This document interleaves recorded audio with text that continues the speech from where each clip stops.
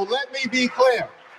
Social Security and Medicare are not entitlement programs. They are earned benefits. Hardworking American taxpayers pay in to Social Security and Medicare every day, every week, every month, every year throughout their entire adult life. They've earned those benefits, worked hard for those benefits, and deserve those benefits. So as Democrats, our promise to the American people is that we will fight hard to make sure that no one in this town takes away Social Security or Medicare from the American people. Not now, not ever, no means never.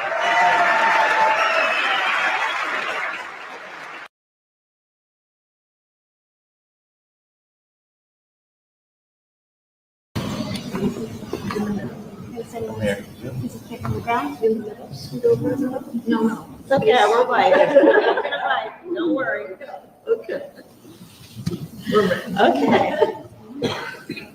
Do you solemnly swear to support and defend the Constitution of the United States? Thank you. Congratulations. Thank you. Thank you for your work. Thank you. Congratulations to you. Thank you. Okay, you're welcome. Okay, sure. Back legs a little bit. There you go. Thank you so much. Ready? 1, 2, and 3. Hold it. Ready? 1, 2, and 3. Thank you very much. Thank you. Okay. Up there. 1 second.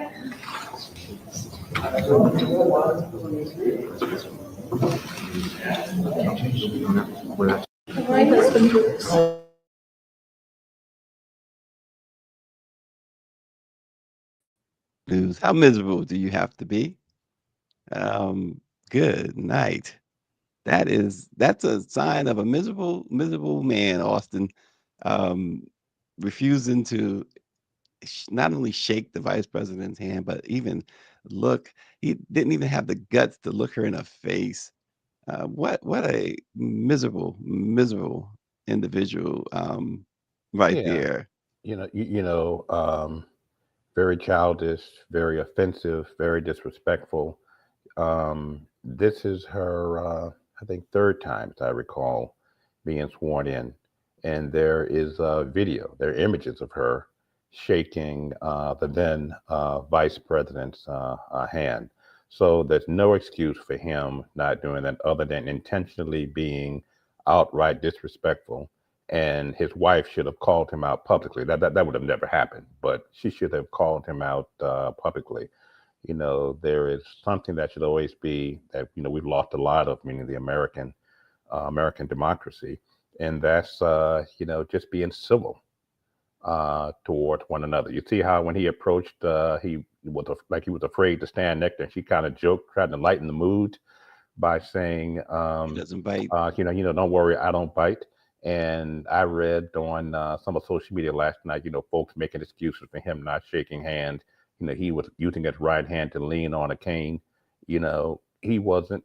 Let me not go. I'm about to say something disrespectful myself, but there is no excuse for that kind of behavior. But that's the age that we're in, Stacey. It is unfortunate. They won. This is why I keep going back to these folks are miserable winners. Mm-hmm. They won. Mm-hmm. Miserable losers and even more miserable winners. Does that make any any sense?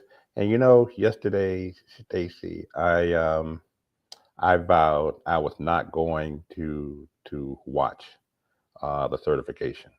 Mhm. You recall that was a part of the that there was some discussion of that on our call with the informer yesterday, and I said it's going to be too painful. It's going to piss me off, and I'm not going to watch it. But I'm too much of a news buff not to watch it. And I sat there, and Stacey, I think you've written about it. Before January 6, 2021, if you asked 95, 90, probably 98% of the American public, including me, and I consider myself to be a pretty serious political news buff. Mhm. On what date does the Congress meet to certify Right. election of the incoming president. I'm I'm 99% certain that I would not have known. I mean, I would have known January. I would have said, Right. yeah, a week before January 20th with everybody. I think most people know it's the day of the inauguration, but I don't know that I would have gotten it right. I don't think the most Americans would have gotten it right, but that is You know when I learned that it was January 6th for the first time was in 2015. okay. I was doing a story, um, and in fact, it was a freelance story for the Pocono Record Hmm. in Pennsylvania. And we were talking about the Electoral College, and there was some talk. Trump had beaten Clinton Hmm. and in 2016, and it was that December where the Electoral College was going to meet, and there was talk that how can we convince these people not to cast the vote for Trump? Um, and so I was asked to cover it by a guy, great, great, great editor named Chris Melly, who is now one of the senior editors at the New York Times. And the January 6th kept coming up, and That's that's how. the date that they certify Hmm. the Hmm. election. And I thought maybe, okay, is it every year? Yes, it's every year, Every January every 6th. every So 4 years, that's when I January found out, 6th. 2016. Yeah, yeah. So, you know, January 6th. You don't even have to say 2021. You say January 6th, like, September 11th. And Right. folks automatically know, oh, you're referring to when the towers fell. Oh, you're referring to the insurrection at the Capitol. And it's all because there was an insurrection at the Capitol. Yesterday, were it not for the interests of a lot of people, you and me and others, to go back to normalcy, um, nobody would have been paying attention to January 6th. And to see, the vice president there looking so stoic. I mean, look at this. Look at this here. This was the news 4 years ago, 4 years ago, yesterday, 4 years ago today. These were the images. Hmm. And yesterday, there were no protests inside the chamber, outside the chamber, not one Democrat, even as a political stunt, Hmm. stood up and Right, said, and guess I what? object. Guess what? They had every right to protest yesterday. Yes, yes. Yesterday should have been a Yes. protest, right? And it's interesting because Greer showed the video too of Hakeem Jeffries, the Democratic leader, talking about protecting Social Security, and you saw in the video Mike Pence, not Mike Pence, MAGA Mike, the speaker, Hmm. Hmm. um, Johnson. Johnson. Hmm. You saw him give that look like, yeah, we're getting rid of that Hmm. type look, Hmm. right? And that's the difference too. You wonder what folks really were thinking, because that's another stark difference. As they talk about that, Biden just signed an order to extend Social Security benefits, to increase them. And just this morning, Vice President Kamala Harris, um, her office put out a release announcing that a new Consumer Financial Protection Bureau rule um, has gone into effect, which eliminates medical debt from consumer credit reports. And the White House explained that that would remove $49 billion in unpaid medical bills that benefit at least 15 million Americans by raising their credit scores and improving access to home loans, cars, small businesses, etc. It is a stark difference, the philosophies of these two administrations. Hmm. No, absolutely. In 13 days, Donald Trump will be the 47th president. Yet in his last 13 days, President Biden and Vice President Kamala Harris are still working on behalf of the American people. And that's what should be the case with every administration. Well, this morning, in addition to this that we just talked And about. if I could add one more point, Oh, Stacy, sure, absolutely. I just want to make the point that history was made yesterday with Vice President Kamala Harris presiding over election certification, in which she was, she was the person on the Democratic side or the Republican side, and presided over kind of the mistress of ceremonies for her own formal defeat of the presidency. But it's not the first time. The first time was with Richard Nixon, who was vice president under Eisenhower. And on January 6, 1961, he had to preside over his own, formal defeat of the 60 campaign to President Kennedy. And he had reason. I'm not a Nixon fan, but Nixon had reason to protest those election results because of, shadiness, especially in Illinois, where a lot of dead people allegedly voted. So he had the right to protest, and he didn't. Al Gore on January 6, 2001, when the Supreme Court ruled in George W. Bush's favor. Democrats had a right to be unhappy and to protest, and we did. What happened in Florida? Yeah. What happened in Florida? So only Donald Trump, could not simply say, we lost the election. Let's plan for the midterms. Let's plan for the next election. So thank you. I just wanted to make that point. No, no worries there, because it's the truth.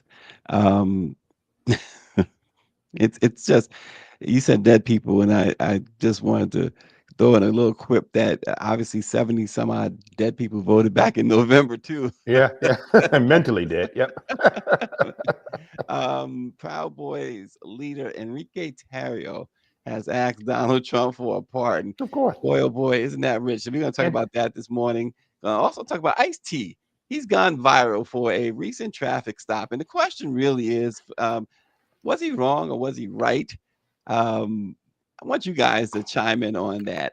And also something else I want you to chime in on, a new documentary about Diddy is about to hit the airwaves. It's set to include some more so-called bombshells, but got a question about it. It's like, so what? So where are the documentaries also? The bigger question, I think, where are the documentaries about Steven Tyler of Aerosmith, of Woody Allen, Roman Polanski, Mick Jagger, and others?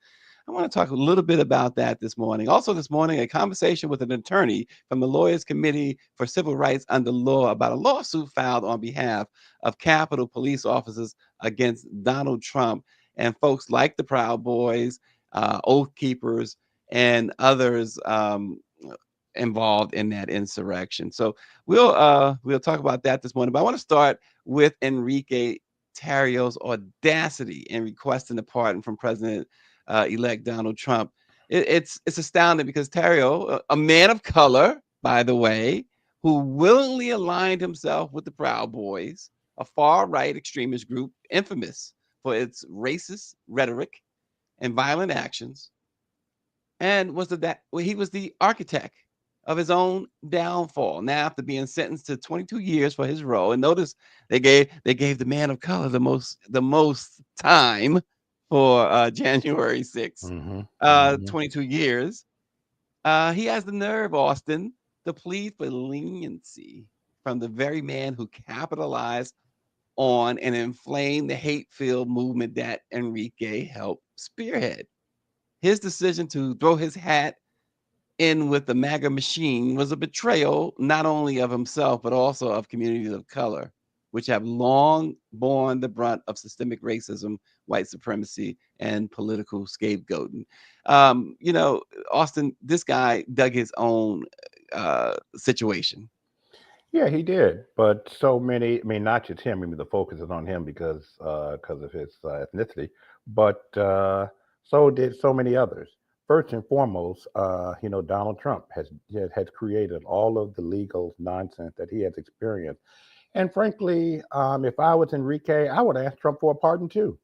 Hmm. If I were, I mean, any of those folks who he has Well, already said that right. he's going to pardon, if I would ask for a pardon. I mean, why not? Because Trump is going to pardon him. And as I said, when I was on I think most recently on the show, Trump has vowed as recently as last week to pardon a lot. And I don't know how many of the 1,500 insurrections who were in prison, but he's going to pardon the majority, if not all of them. And don't be surprised if you see them being honored at a White House ceremony I said that. within a couple of weeks, within a month, and being awarded, at least some of them being awarded the Presidential Medal of Freedom. Well, you saw how upset Trump and others were that Liz the Cheney medals and that Biden Benny. gave out. So you Absolutely. know something's coming. Oh yeah. So I'm not at all surprised that Enrique would do so. Um, uh, no, I'm not even remotely surprised. I would do the exact same thing. Yeah, but his lawyer says that he is nothing more than a proud American that believes in true conservative values, and that's laughable. There's nothing conservative about No, plotting to no, overthrow no. a democratically elected government. Look at this spectacle What right is this here that here? she's showing. Yeah, Oh, this is Marjorie, crazy yeah, Marjorie. yeah. Praying with one of the when they entered the display cage featuring the January 6th insurrection. It's absolutely insane. I have not seen this. Look at this. Absolutely insane. Jesus, I think holy that's name. some Jesus, we audio trust in you. uh, Jesus, we trust in you. And the idiot they're praying. this is it's a cr- it's an incredibly sad testament of what America has become, Has what become. its leaders, regardless of what we think of her, what represents, she is considered a leader in this country. Hmm. And watching I am Stacy. Beyond the anger of the election result. For a couple of weeks thereafter, I was just angry. I would even say bitter. And now I am just, excuse me, I am just accepting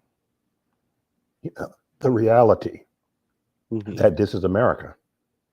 And I don't know if I was in denial.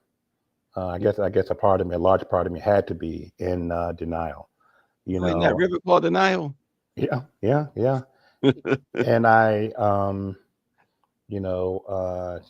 could, make the point that Donald Trump, was an anomaly in 2016, and folks were, misled um, by the whole, media sponsored, images of him being a successful businessman.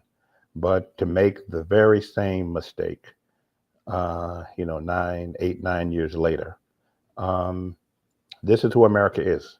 This is who we are, and that's very disappointing to accept. But we have to, stay strong, remain vigilant, and keep it moving. Yeah, Orange says Marjorie Taylor Greene was trying to make that visit conjugal. I'm sure he may have had the guy there may have had a better shot of having a conjugal visit if it was Lauren Boebert. Excuse me. I mean, Exactly. my goodness, that's just horrible. Um, Ice-T, the legendary rapper and star of Law and Order SVU, recently found himself in the type of situation that seems more fitting for one of his rap tracks than his TV persona. This viral video, Austin, of his confrontation with a New Jersey police officer led to some serious conversation online. And it's interesting if you've seen the video. of this, and I watched it in its entirety, and kind of got mixed feelings about it. It was taken about 8 months ago, actually, but it was just leaked a few days ago, and it shows Ice-T being pulled over for expired tags and an expired driver's license. I think this is the video. If we can get the audio. Set up the road. Yesterday I went to the DMV and they said that their system was down, so that's where I'm headed. I got 7 cars. I'm trying to get them all straight.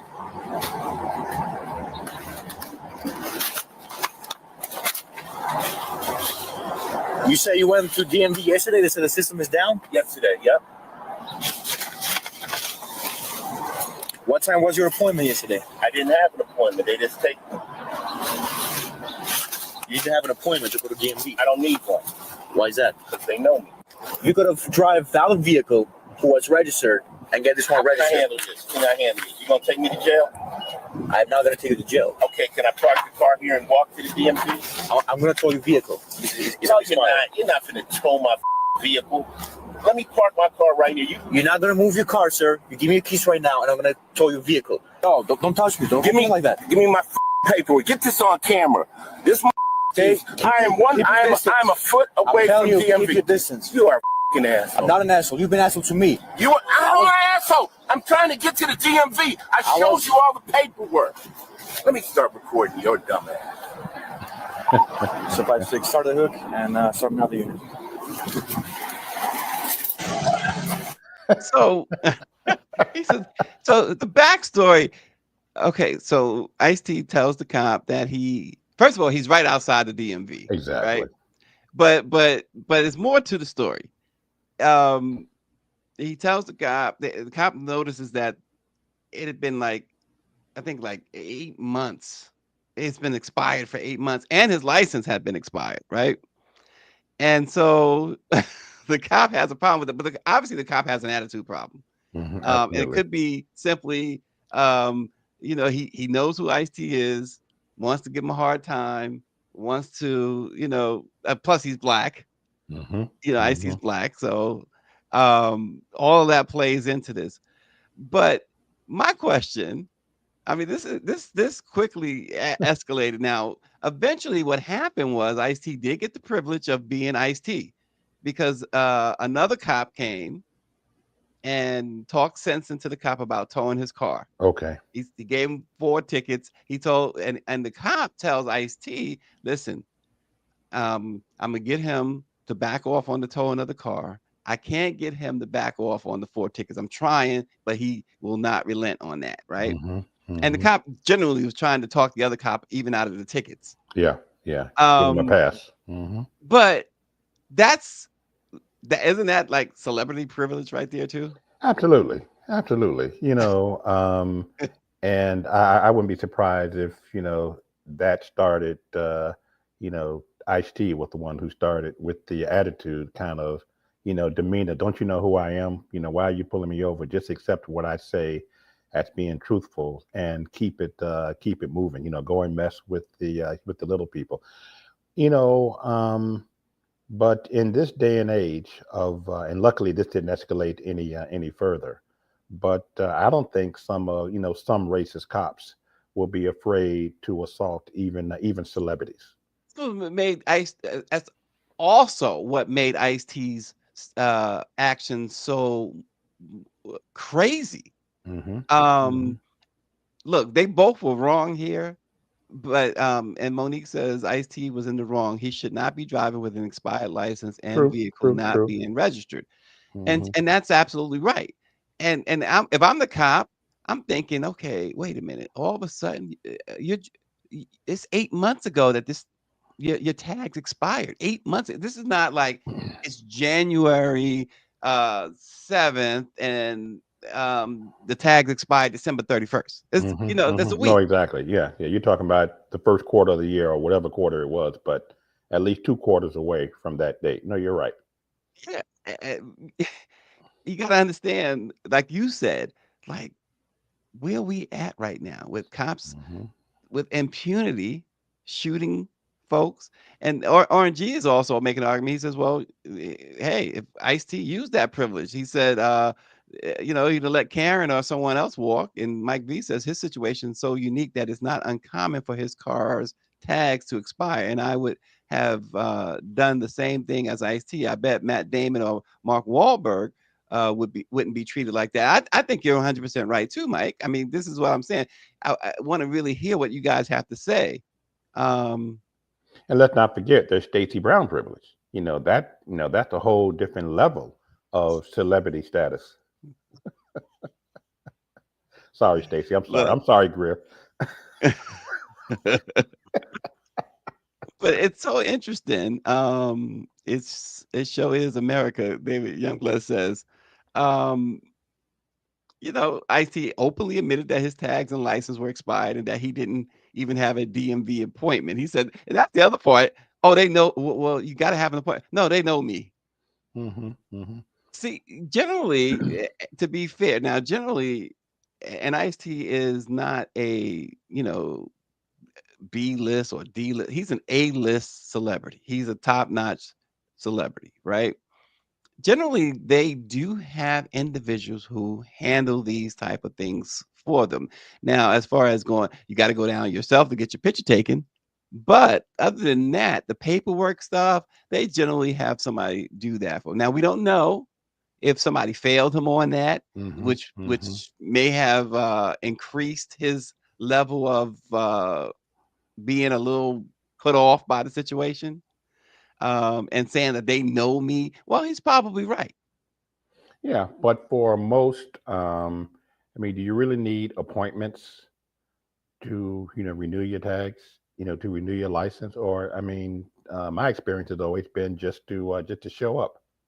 I don't know that I've ever, that may be wrong, but I don't know that in all of my years of driving, when I've had to renew anything or pay fines, frankly, that I needed to make an appointment at the DMV. I just show up, ask, what line do I get in, and sit and wait until they call my number.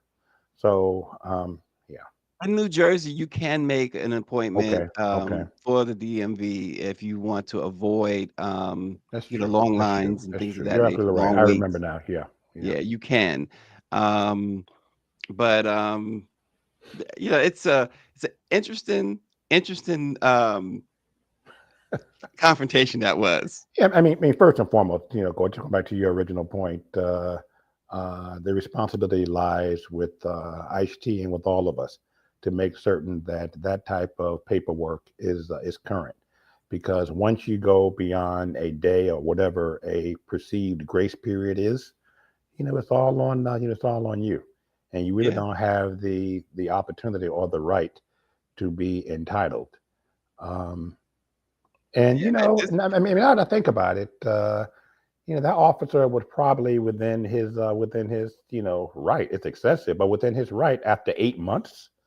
It was within his rights to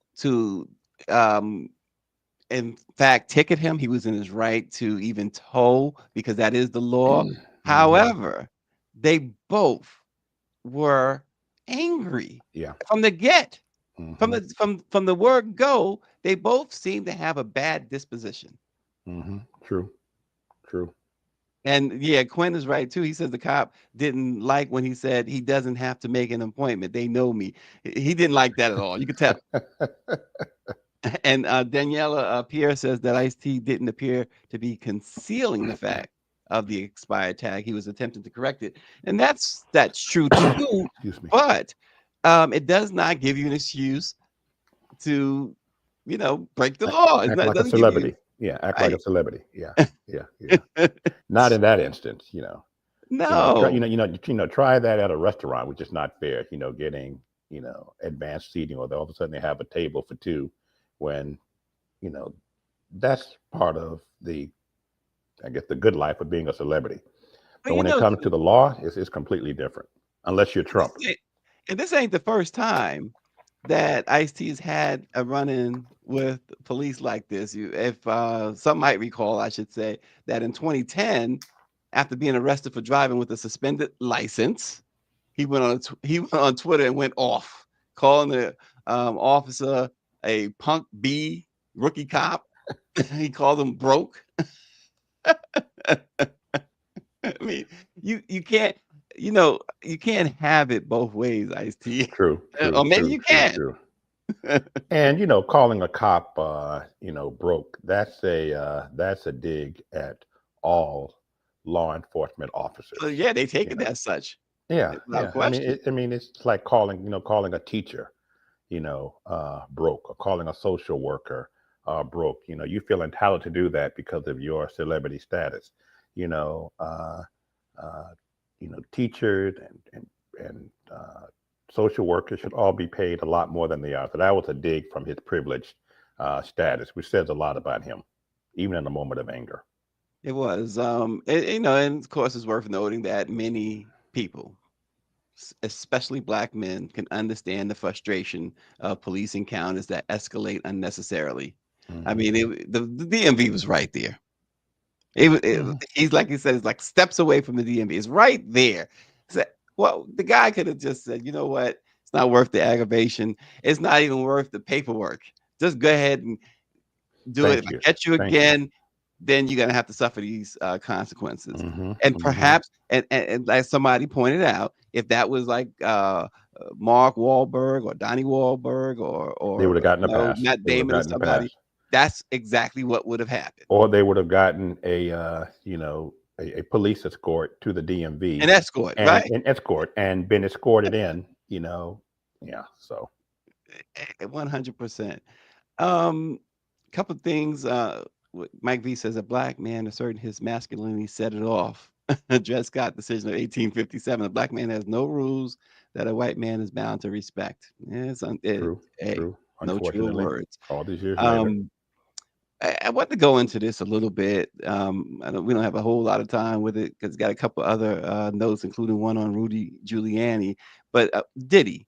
So this is new documentary that's going to be released very shortly that claims to have all these new bombshells and firsthand accounts of what happened at Diddy parties, et cetera, et cetera. But this conversation, Austin, about accountability in cases of sexual misconduct it's really long overdue for a reckoning that crosses racial, cultural, and economic lines. Because society, they feel like they've made some strides in this. But think about it: when black celebrities like R. Kelly, Bill Cosby, Russell Simmons, now Diddy, are accused of sexual misconduct, the public response is swift and ferocious. Documentaries, media exposés, and endless online discourse follow it, creating what is a spectacle of condemnation. Of course, I keep saying about that idea of, um, getting rid of the uh, innocent until proven And guilty guilty. thing. That's just so dangerous. But if guilty, of course, all of them deserve the punishment. But the heat surrounding their cases is so absent when it's white men. I mean, look, let's face it. Donald Trump is going to be president again. He's been accused and adjudicated for Yep. sexual misconduct, and he's been accused by at least 26 women, by the way. Hmm. Hmm. But still will sit as president of the United States. Meanwhile, Steve. Now I love Aerosmith, but Steven Tyler documented his relationship with a 16-year-old girl in his own book. Hmm. Um, there's been no backlash. Woody Allen married his stepdaughter. No real backlash. His movies and stuff still play. We know the story of Roman Polanski and that little 12-year-old girl. In the 60s. Yep. Yep. Yeah, Elvis, he groomed Priscilla. She was 14 years old, I should say, when he started grooming her. Moved into his home at 17.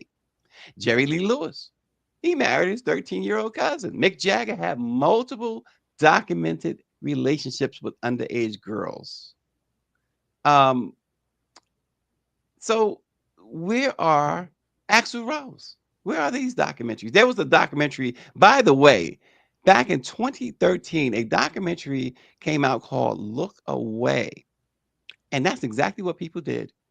The media especially looked away. They didn't talk about it at all. And that documentary spotlighted allegations against Axl Rose, Steven Tyler, and other white rock stars that and we're talking about not just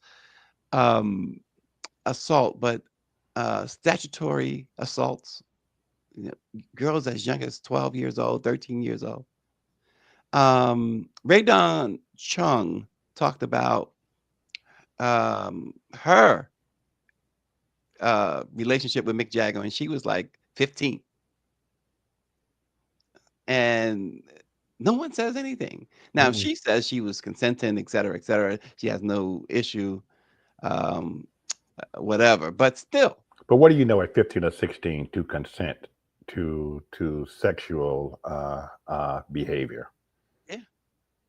And so this documentary, Look Away, was, like I said, the media ignored it, but nobody ignored Surviving R. Kelly, right? Mm-hmm.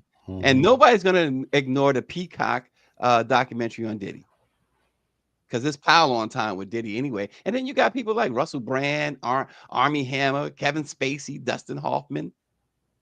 They all have had widespread allegations of Sexual misconduct. improper Mm-hmm. conduct. Mm-hmm. Yeah. You And, know, and it's so where's the cancel council? Marilyn Manson.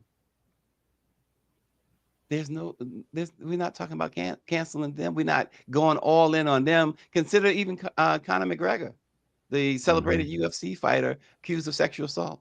The media has largely moved on from that. But think about what they did to Mike Tyson. yeah, yeah, yeah. And you know, Diddy was arrested. Was that August or September? September. You Mhm. know, we all saw the images of him, beating that woman in the hotel outside by the elevator and dragging her by her hair back to his hotel room. Disgusting behavior. I happen to think that he is guilty. But he's also, as you just referenced, innocent until proven guilty. And as disgusted as I am by Diddy's behavior, and I believe most of these allegations are indeed true, I Mhm. still think I would not have an issue, Stacey, with him being released on bail pending trial. I think he's been denied bail, offering a crazy amount of money, at least two, His maybe soul. three, three occasions. Mhm. He's offered to give up his passports of his children. He's offered to be under house arrest at one of his mansions and to not go anywhere. So what's the issue with allowing him to be out on bail pending trial? It all goes back to privilege, white privilege. I call it. Don't leave home without your white privilege card. Look. I mean, look at the case with Trump and Judge Merchant, where he's going to be sentenced Yeah. on Thursday or Friday of this week. The judge had bent over backwards to be accommodating to the president elect. Would he be as accommodating to you or me or Greer or any of our He's been listeners? repeatedly No. attacked by him too. Thank you. Still, Trump is still appealing. The judge has even said, you don't have to be. The judge has told him, when has anybody else gone to trial on serious charges like this and been told publicly ahead of time, don't worry, it's just a formality. You're not going to get any prison time. So RNG and Southbound 3000 make some points. RNG says it is a big difference when people in the Black community like 50 Cent, who will jump at the blink of an eye to make a documentary about Diddy, but is quiet on Abercrombie and Fitch. Yep. Um, True. we spell that so many different ways, don't we?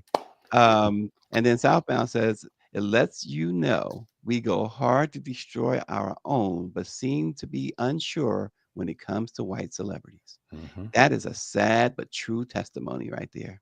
Yep. And listen, folks, again, if Diddy, R. Kelly, and the rest, if they are guilty, they gotta face justice. They got to. Consequences. Absolutely. We're not in any way advocating for them not to. As Austin said, I'm with Austin on Diddy. I truly believe that this guy has done at least some of this stuff. We know what he did to Cassie. That's Yep. undeniable. And he deserves to be punished. But And he was denying that until the video came out. Then all exactly. of a sudden he came up with the, I'm sorry, video of his own. But he denied that vehemently for years until that video came out. Yep. Yep. And so, listen, if Diddy and R. Kelly and the rest are have to face justice, well, shouldn't Donald Trump and Stephen Tyler and Woody Allen and countless others have to face that same And justice? Tarrio and They haven't Tariq. even Yep. faced it in the court of public opinion. Mm-hmm, mm-hmm, mm-hmm. And let me tell you that the judge has Judge Merchan has offered.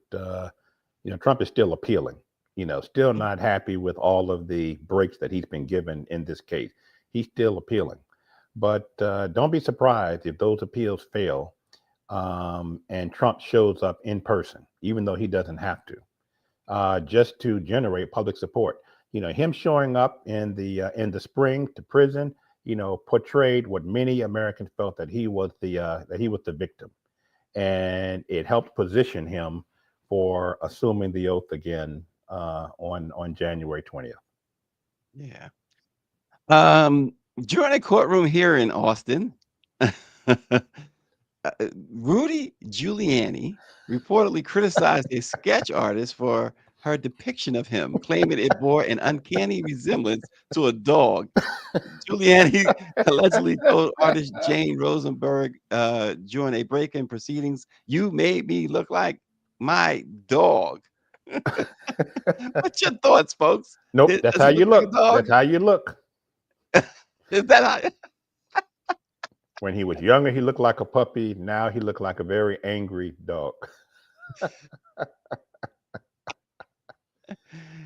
And think about it. I mean, Stacey, if you or I were in that kind of legal jeopardy at Rudy Giuliani, contempt of court, you think the last thing I would be complaining about is how the sketch artist made me look?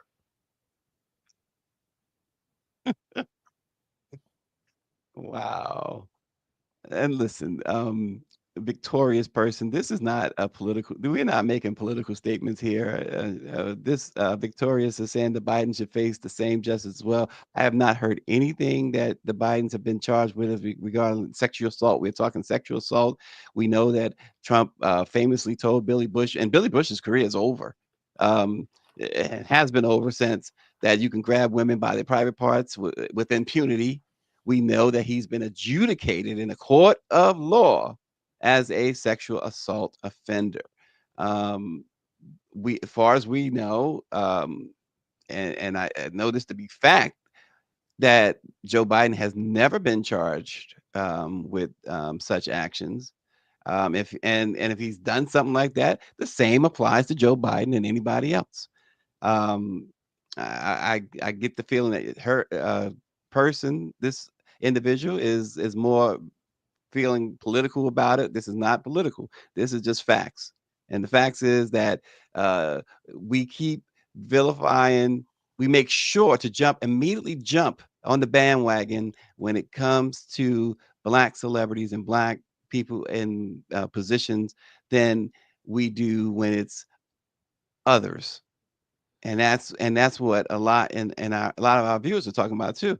Um, Orange, he talked about it, like he said about 50 Cent. Jumps at the blink, southbound. We go hard to destroy our own.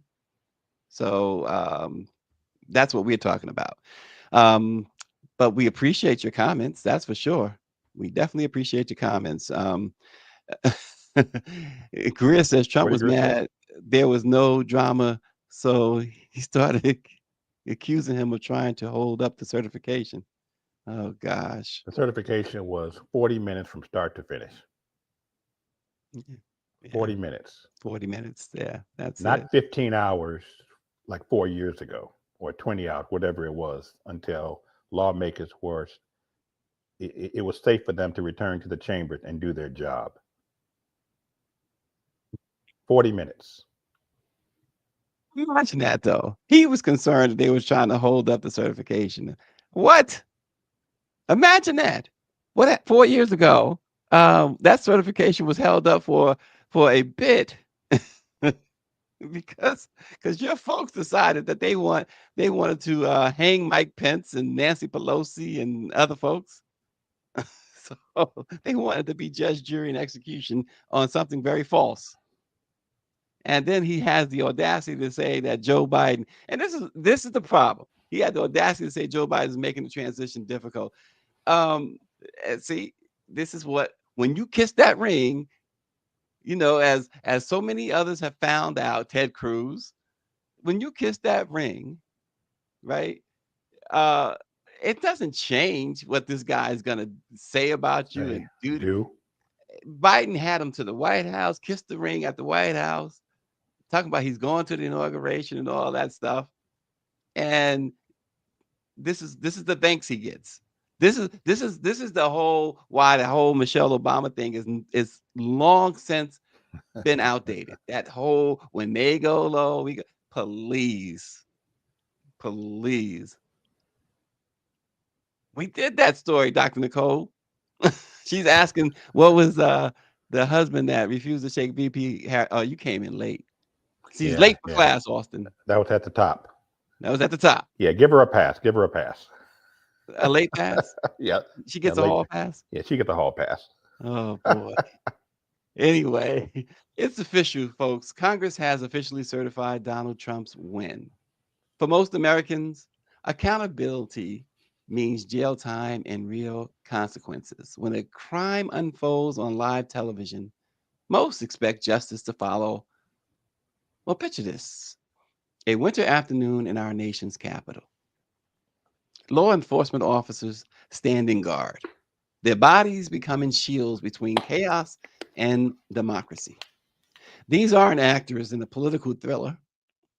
They are real people who bleed real blood. Behind the violence lay a carefully crafted campaign of lies, a web of conspiracy spun not in shadowy, I should say, corners, but from the highest office in the land. The evidence? Thousands of recorded phone calls, messages, speeches, and tweets, all woven together into a web of deceit. The officers aren't staying silent. Well, working with the Lawyers Committee for Civil Rights under law, they built a case that traces the violence back to its source. The lawsuit reads like a who's who of extremist groups: Trump, the Proud Boys, the Oath Keepers. Each played their part in a coordinated assault on American democracy. But here's where the story takes a troubling turn. In courtroom after courtroom, we're watching accountability slip through our fingers like sand. Criminal charges evaporate, civil cases stalled, and perhaps most shocking of all, there's talk of pardoning the very people who brutalized those officers. Remember, for the officers who still wake up with nightmares, for the families who lost loved ones, for the millions of Americans who watched in horror, this isn't just another news story. This is about whether our justice system can withstand the weight of power and privilege. The question isn't just about one day in January anymore. It's about every day that follows. When the powerful can orchestrate violence in plain sight and walk away unscathed, well, what message does that send? Is this what accountability looks like in America? Well, folks, tell us what you think. And here's my conversation with Ed Casper, co-counsel in the Smith versus Trump lawsuit. Tell us what you think. Welcome to Let It Be Known. Stacey, thanks so much for having me. Well, thank you. And Ed, here we are 4 years after January 6th. Many are arguing that democracy remains under siege. Some say democracy ended on January 6th. Do you believe we fully reckoned with the events of that day? And what are the consequences of failing to do so? Well, I will first want to say that democracy certainly didn't end. And it didn't end in large part due to the bravery of the U.S. Capitol police officers who defended the Capitol that day 4 years ago. If they hadn't done their job, they show up to work every day to do their job. And if they hadn't done it that day, then, I don't know what kind of democracy we might have. The January 6th attack was on January 6th for a reason. That was the day, we remember, that Congress was assembling to certify the election results. And the whole purpose of the attack was to keep Congress from doing so. And if they had been able to succeed in doing that, I just don't know what kind of democracy we have. Our case, the Smith versus Trump civil case, we represent a diverse group of 8 U.S. Capitol police officers who were harmed that day. And just as they stood up that day, they're standing up now in the course of this litigation to do what they can to ensure that this kind of thing never happens again, that this kind of political violence has consequences.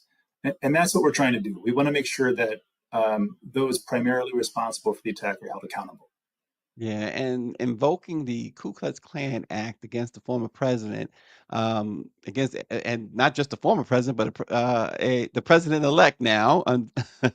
um, it's a bold legal strategy, some might say. How confident are you, Ed, in its ability to deliver justice, and what challenges do you anticipate in court? Even though it was written during Reconstruction after the Civil War, it seems like it was written for this moment. What the Ku Klux Klan Act does is it prohibits conspiracies to prevent by force, intimidation, or threat federal officers from doing their job, or to prevent somebody from assuming federal office. And that's exactly what, in our view, occurred on January 6th. We brought the case against the former president and soon to be president. We brought it also against his campaign and several members of militias. The complaint alleges that these folks conspired with at least one other person to use force, to use intimidation or threat to keep Biden and Harris from assuming office, to keep the members of Congress from doing their job. So it seems, even though that it's a statute that was written quite a while ago, it seems like it's exactly what transpired 4 years ago. And so we think it's a powerful tool to achieve justice in this case.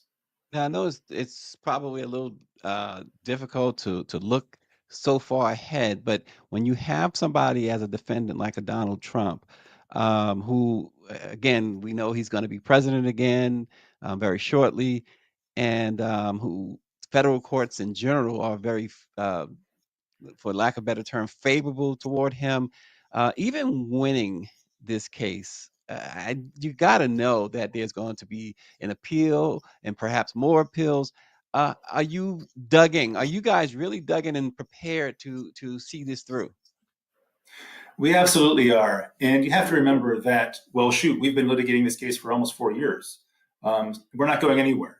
And the legal precedent is clear that a sitting president does not have immunity from ongoing civil litigation. So President Trump has said that he has immunity for the acts he committed around January 6th. We're litigating that question right now. The court has set a briefing schedule beginning in about 2 weeks to assess whether the evidence shows that what he did around January 6th, were those official acts or not. If they were not official acts, if they were just more acts that he was engaging in as a candidate to try to stay in office, well, then he does not have immunity.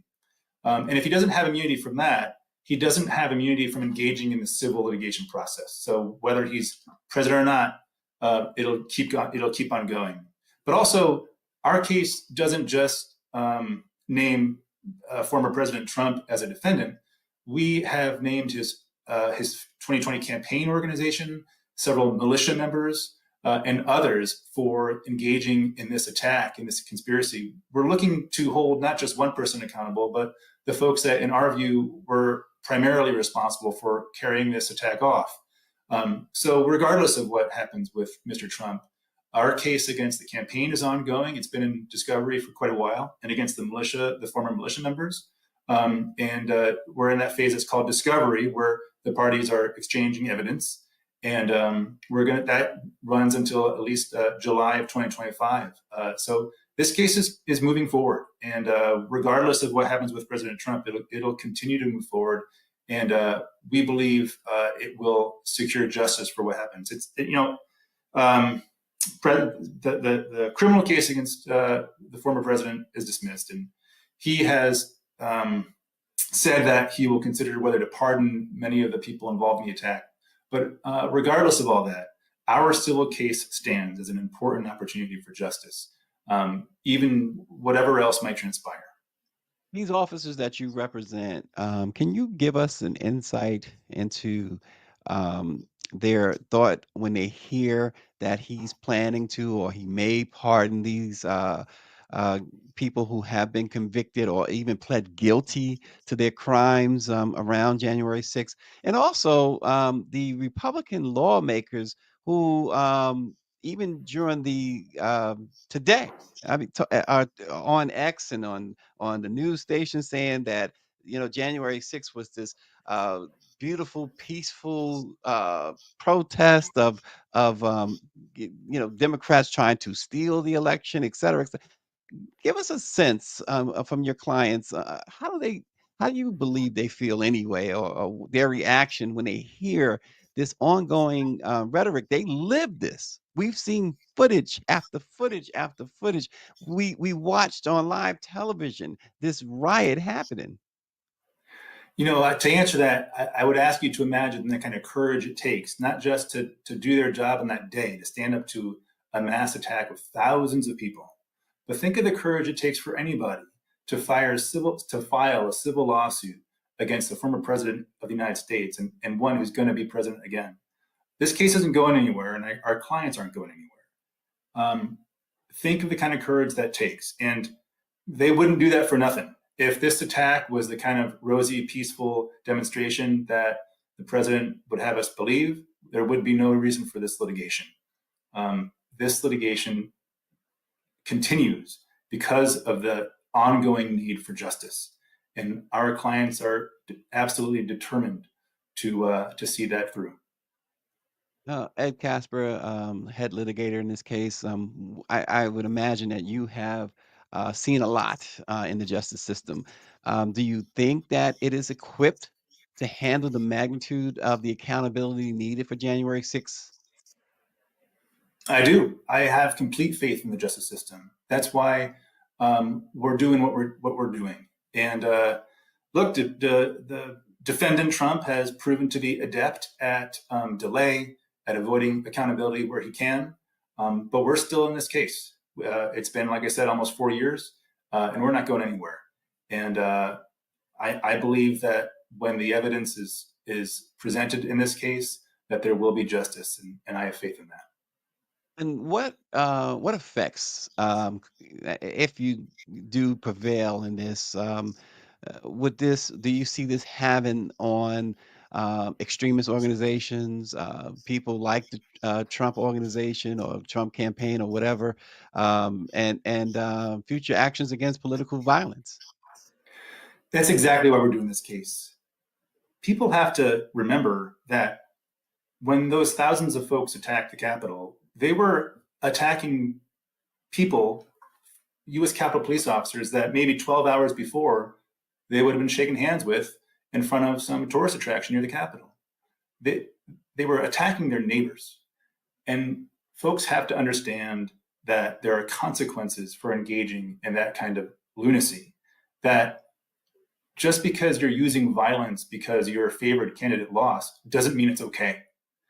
I think that our litigation and the criminal prosecutions too have had that kind of deterrent effect, that wake-up call to the folks who might consider doing violence in the future. That's why we're doing this. If we can get accountability for the people responsible, our hope is that everyone will see that, and that we won't have this kind of political violence again.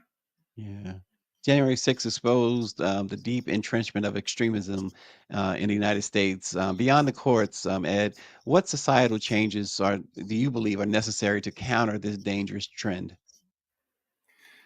Stacey, I think we have to wake up and remember to love each other, right? We are all in one community together, the American community. and that means something. It used to mean something. It still means something. I think that people can get spun up on whatever ideology or storyline that extremists want us to pay attention to. We have to take a step back and remember that when we're dealing with one another, we're dealing with our neighbors and our fellow community members, our fellow Americans. And it's important for folks to step back and just think about what they're doing. That's one of the reasons we're doing this case. And that's one of the reasons that accountability matters so much. When folks are accountable for their actions, it makes others step back and think. We just have to remember that connection that we have with one another. Yeah, today the Department of Justice, in fact, released a report, and it's on the anniversary, of course. January 6th marked 48 months since the attack, and some of the numbers are really astounding. The damage, monetary damage, 200 and I'm sorry, $2.8 million, 1,583 individuals charged criminally in federal court. But here's the stat that we would think that would grab the attention and really the hearts of the American public. Over 140 police officers were assaulted, and we know that I believe it was eventually five officers died. Maybe not directly because of the assault, but a lot of folks said, that was the end result of this assault. Um, how do you reconcile how are people to reconcile that the individual that even your lawsuit says is one of the main individuals responsible, is going to be president again? How do you reconcile that? I think that there are a variety of means for justice. There's the political process where people resolve things through elections. There's the criminal process where folks who engage in this kind of conduct were prosecuted. And then there's the civil litigation process. Even though the political process has resulted in President Trump being president again, and even though the criminal process, who knows, may result in pardons from the president, the civil litigation process is continuing. It's intent on bringing justice. All of these means of securing justice are important, and they all sort of backstop each other. Our case remains as a very important opportunity for justice. The damage that was done on that day and the harm that was caused to those police officers cries out for justice, and we're determined to see this case through to get it. Yeah, and finally, Ed, and really, this was a question that perhaps should be directed to Damon Hewitt, but you're sitting in his place, or at least you're sitting there. We thought we'd have you both at some point, but many Americans feel powerless in the face of stalled justice. How can everyday citizens support the Lawyers Committee in its efforts and the broader fight for accountability? The Lawyers Committee does such important work, Stacey. Thank you for asking that.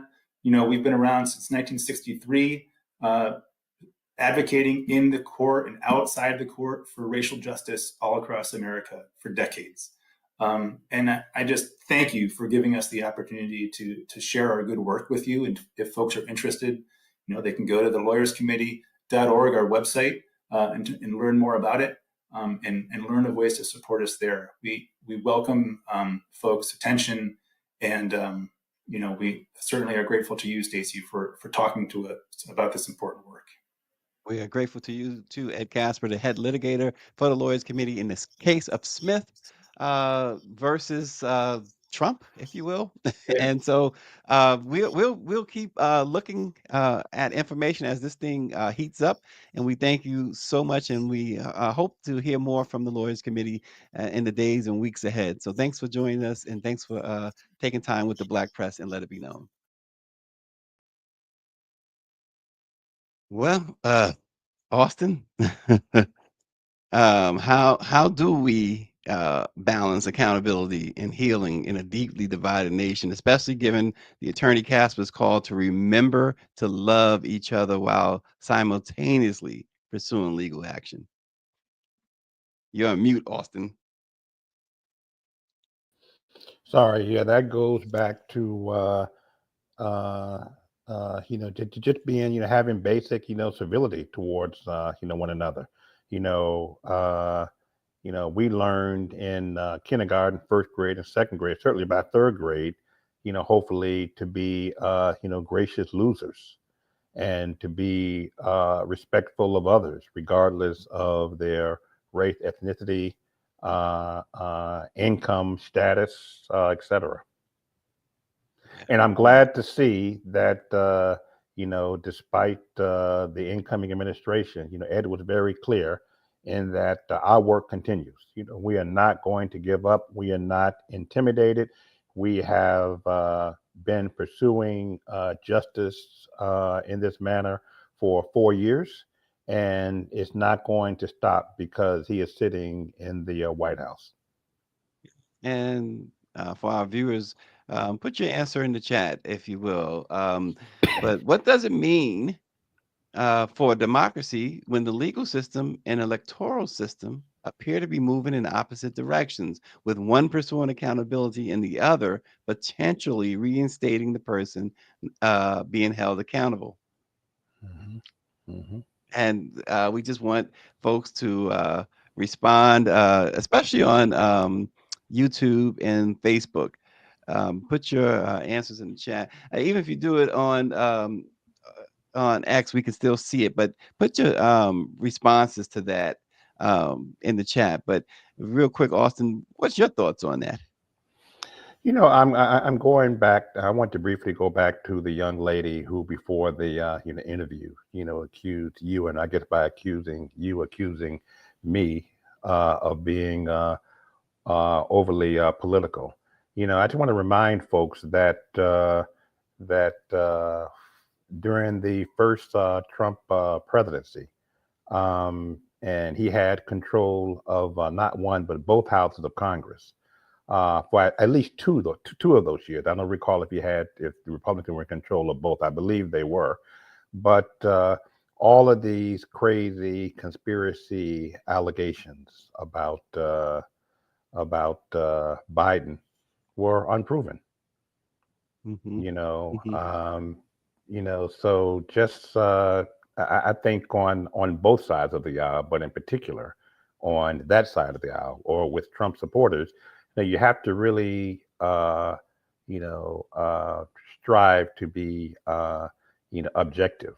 And as you said, if Biden is guilty of is found guilty, formally accused and found guilty mhm. by a jury of any kind of misconduct, then he should be held accountable. But don't blame Joe Biden for pardoning his son for not paying taxes on time and being a drug addict and all of Hunter's shortcomings, and overlook the fact that on January 20th, Trump intends to pardon and thereby release all of those insurrectionists.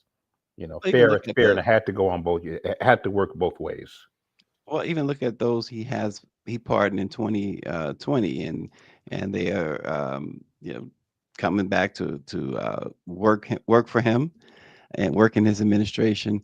These favors. That's what the founding fathers, so-called founding Talking about, fathers, yeah, and yeah, those who yeah. wrote that's what they were really concerned about. They didn't want something like that when it comes to pardons. But we see that. Listen, Trump will be the first person to tell you right in your face. Listen, he's going to pardon people that he likes. And It's as someone, simple as that. Who's going to, and they're going to be able to, either they've gone to do something for him or have done something for him. mhm, It's mhm. a quid pro quo, and that is exactly what they did not want when it came to pardoning folks. Dr. Nicole says she's still waiting for the legal system to actually do its job. The problem, and we've talked about this on this program a lot, Austin, and you have been involved in conversations about Merrick Garland. The problem is that A, regardless, they waited Too long, too long. too long. Too long. And I think Fonnie Willis and even the prosecutor in New York, Alvin Bragg, I think that they were waiting for the federal government. They were waiting for Jack Smith and the federal government. Most pointedly, they were waiting for Merrick Garland until they couldn't wait anymore. And New York was able to successfully prosecute him.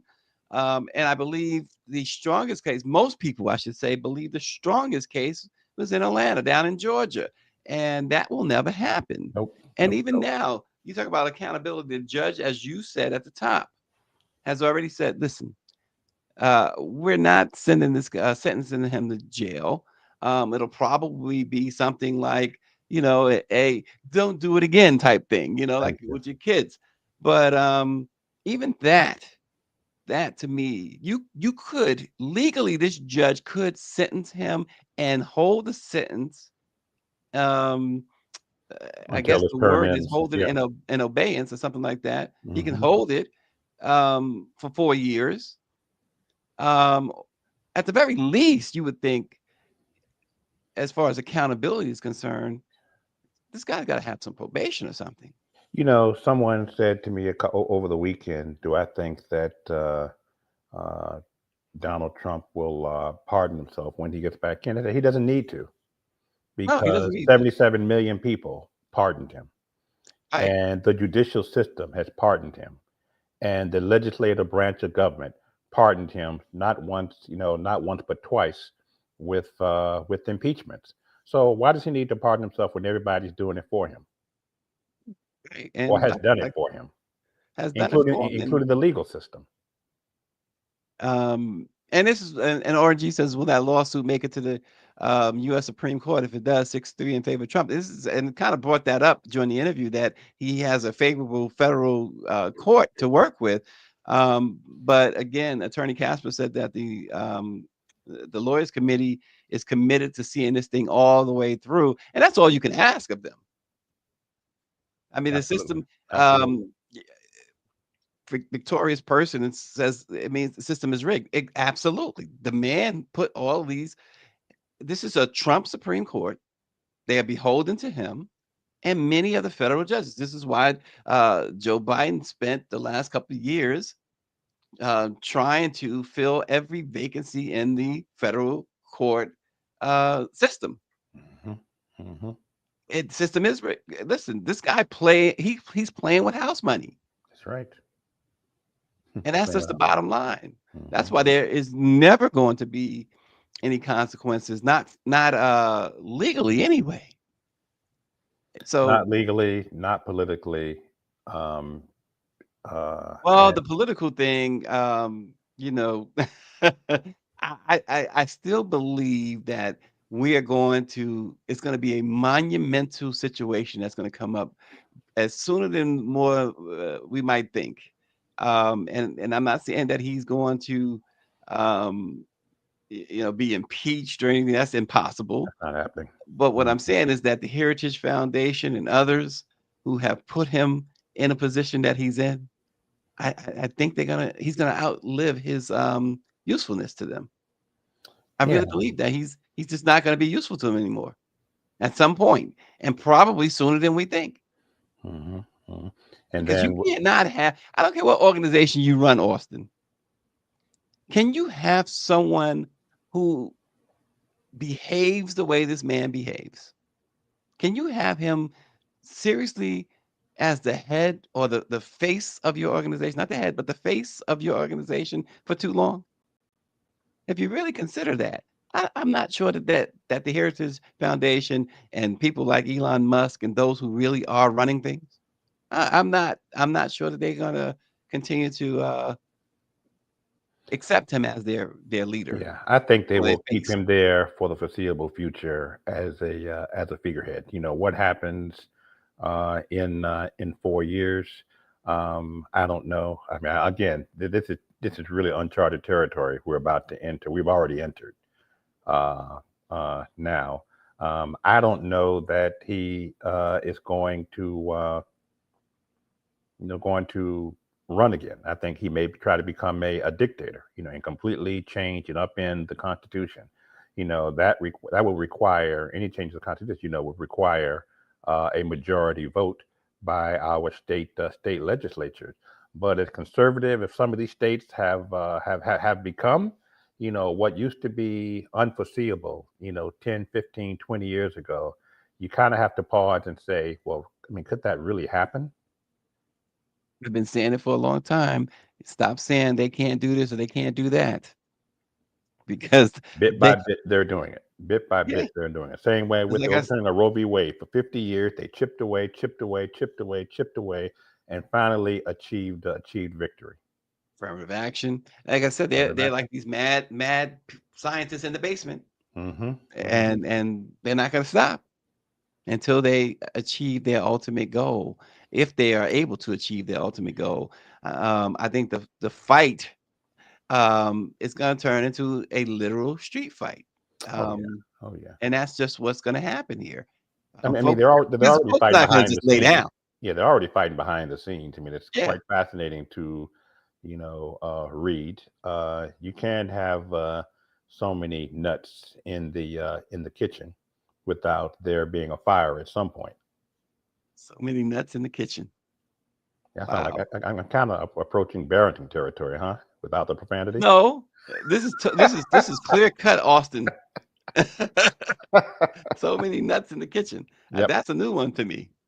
It's very much Austinism. But Mike V says the first 100 days will tell you about the next 4 years. And David says the first set of pardons were Trump's first set of pardons were a motley crew. Right. That's right. Well, that's right. We'll see. As you articulated so well, 77 million people said this is what they wanted, and you have to go with the will of the people, right? Will of the people. That's right. And there you go. There you go. But we'll see. That lawyers committee case is very interesting. Very interesting. Again, it's called Smith versus Trump. You can look it up. And you can support the Lawyers Committee by going to their website. There are various ways in which you can offer support to the Lawyers Committee for Civil Rights, and stay abreast. And we'll keep you informed as well. Austin, it's always an absolute pleasure to have you sit in with us and talk about these disturbing trends that are going on. Thanks to you and You Griff for stay the ahead invite of always. things, though. Huh? You stay ahead of things. I think it's that world traveling that you do. Oh, here we go. It's interesting. What's next, Austin? Have you had a chance to talk to anybody at the White House recently? Like, what's next for those folks that we've come to know, like Karine, Jean-Pierre, and Erica Lowe, and Roderica Applewhite? What's next for folks like that? I don't know. I mean, I've talked to some, and they're aggressively looking. I would hope that Karine Jean-Pierre will be afforded the same opportunity at nice contract at MSNBC, if that indeed is what she wants to do. I would not be surprised. I think Erica came out of Clyburn's office. So I don't know that Erica will want to return to the White House. But these are super bright. Certainly not under this administration. No, not actually mean the White House. Not return to Capitol Hill is what I meant to say. Yeah. I don't know if she wanted to return to Capitol Hill. But look, as we've gotten in over the last 4 years, these are bright, young female and male superstars who will play an important role moving forward during and post this next administration in keeping American democracy at risk. And I thought about Erica yesterday because, as you recall, there was a documentary or something with her where she was, she expressed what it was like to be in the Capitol in Clyburn's office. Yeah. We went to see. So I thought about her yesterday and said, I wonder how she's feeling today. Mm-hmm. Yeah. And listen, she had mentioned at one point when we spoke to her that after Obama, folks had a lot of trouble finding work after Obama. Absolutely. Oh, So yeah. this is, it's certainly, we certainly are hoping that all of them, and it's not just Erica and Roderica and Kareem, but all of them over there, because it was such a great staff that was put together there. Hope that all of them are able to land solidly on their Absolutely. feet, because we're talking about some really good people over there at the White House, and they worked hard. They worked really hard, and the thing with them, they had to stay, and folks don't really understand this, but they had to stay basically non-political. They couldn't, because Yeah. of the Hatch Act, Yes. Yes. and they Yes. were very careful about that. Even if you had a drink with them, for instance, you couldn't slip anything past them on that They were situation. They would always not. always on duty. Always on Yes, duty because they have to be. yes, and so, but some really talented folks over there at in Biden's administration there. Mhm. So hopefully, again, like we said, they all land solidly on their feet. In some way, they have each made a really nice contribution to the Black press, and we always credit Erica with really helping to open certain doors that the Black press hadn't really walked through, in decades. And So Erica did and is doing for the next 2 weeks a yeoman's job while taking care of an ill mother, a mother who has health issues. Let's not forget. So kudos to Erica and the team. yeah, absolutely. Well, Austin, I hope you land on your feet whenever you leave your feet I hope so too. I hope so on your too. head. I mean, I'm looking at the trying to get clearance to land on the runway Stacy Brown. Prosperity, health, a wonderful, relaxing, prosperous. Did I mention prosperous 2020?